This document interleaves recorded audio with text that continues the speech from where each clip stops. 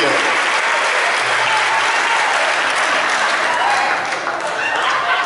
Just looking down. You know, before we go any farther, I'd like to thank you all for going to the movies all these years. Thank you.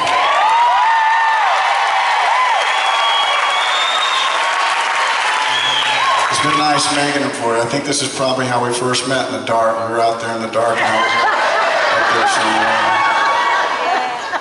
I don't know how that happened, but I was glad I did. This next song is I'd like to tell you about these songs as the night goes on, because I know there's a lot of men in the audience that wonder how the hell they ended up here.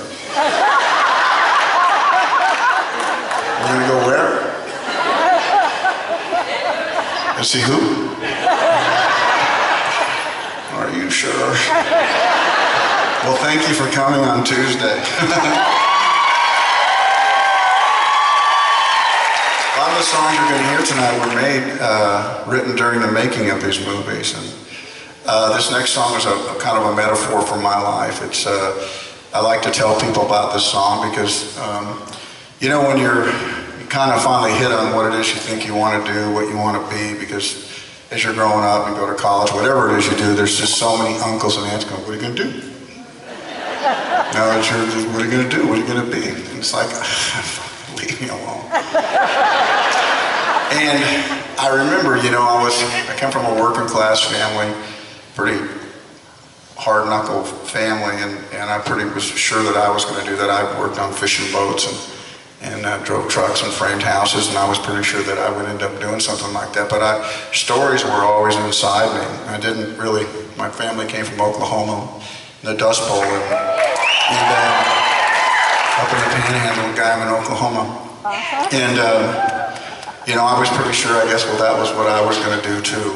And my dad was going, you bet. You bet. If it's good enough for me, it's good enough for you.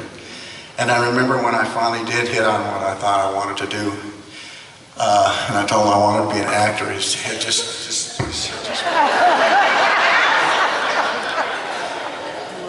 It was not what he wanted to hear.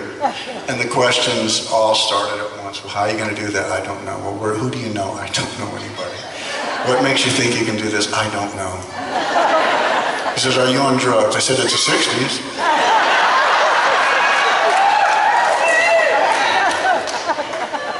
So I told him.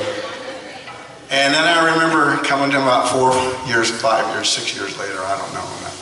I told him that he wanted to direct. I wanted to direct, and his head went. He said, this acting thing was going really good. Why do you want to mess it up? So when I told him I was going to go into music, of course I didn't tell him. You nuts? I thought I would just let him catch up.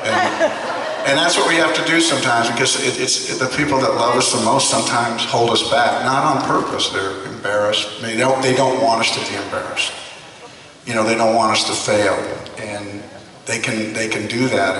And so I didn't tell him, and I figured I'd let him catch up to me and hear about it. And that's what happened. Is, you know, and the song is called 90 Miles an Hour, and sometimes in your life you just have to go, and people will catch up to you about what it is you do, and then by that time you just can't worry anymore. This is called 90 Miles an Hour. It's a metaphor for my life.